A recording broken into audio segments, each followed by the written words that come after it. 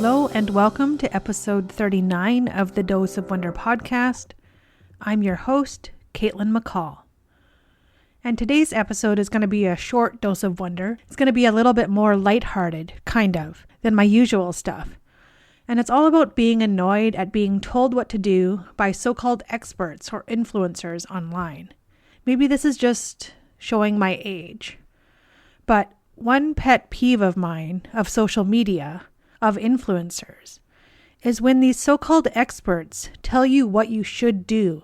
Don't run to lose weight, do this. Don't eat carbs, do this instead. Don't use your regular oven, use an air fryer. Don't do, insert whatever thing you're probably doing. Doing it this way is the only way. Ugh. Please don't tell me what to do. It's not nice. Ordering me to do something is not going to make me do it. In fact, it'll probably just do the exact opposite and not do whatever it is you're telling me to do. Instead, my suggestion is to suggest things. Be gentle, encouraging, give me options, make me think I have a choice and that I can choose to give what you're telling me a try and see if it's a good fit for me. Say you might want to try doing this and see if it works for you. We're all different. What works for you might not work for me. So don't force feed it to me and potentially make me feel bad for doing whatever it is I'm trying to do in the way that I'm doing it. Thank you very much. Is it just me that feels this way?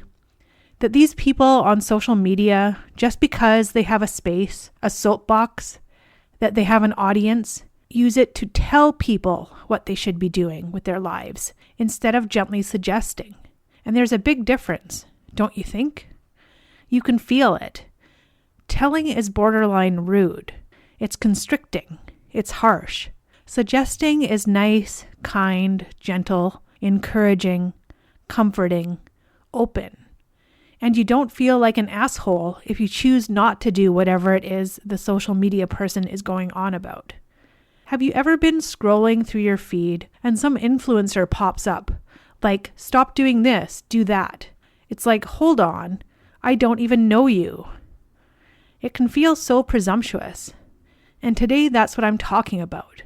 Why it feels so different when someone online is telling you what to do versus when they're making a suggestion. It's like these social media personalities are trying to lay down the law, and it always feels so oversimplified too. Like, don't use your regular oven, use an air fryer. Like there's only one right way to do things, and it's their way. This approach just kind of rubs me the wrong way. It's more than just rubbing me the wrong way. Ordering me to do something is not going to make me do it. And like I said, in fact, it'll probably make me do the exact opposite. That's a pretty clear message, and I think a lot of people can relate to that feeling of wanting to rebel when someone tries to control you, especially online. Like, where do you get off telling me what to do exactly? So instead, I'm really big on the power of suggestion and giving people options. Like, say things like, you may want to try doing this and see if it works for you. It feels a lot more collaborative and respectful, a touch more inviting. And as I said, one of my key points is that we're all different. What works for one person might not work for another.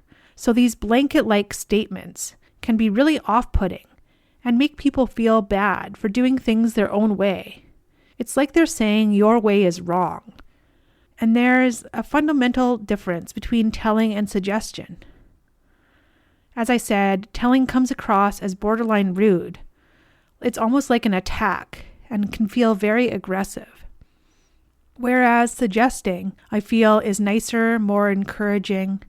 So it's a completely different vibe. It's about respecting the other person's autonomy.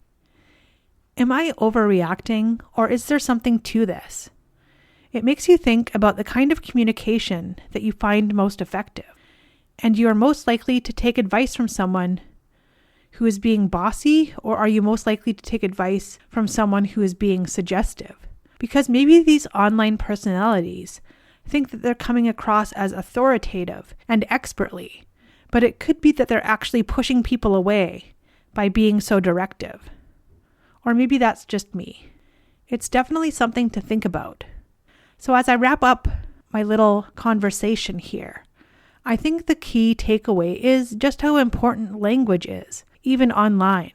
It's not just what you say, it's how you say it.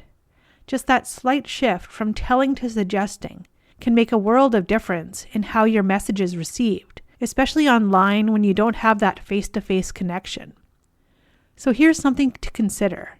Knowing how common these direct instructions are online, can we use this awareness to be more mindful of both how we consume information and how we communicate our ideas?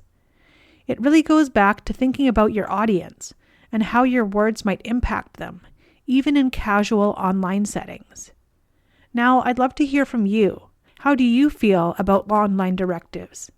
What kind of communication resonates most with you? Let me know. I'd love to hear your thoughts. And that's it for this week's podcast.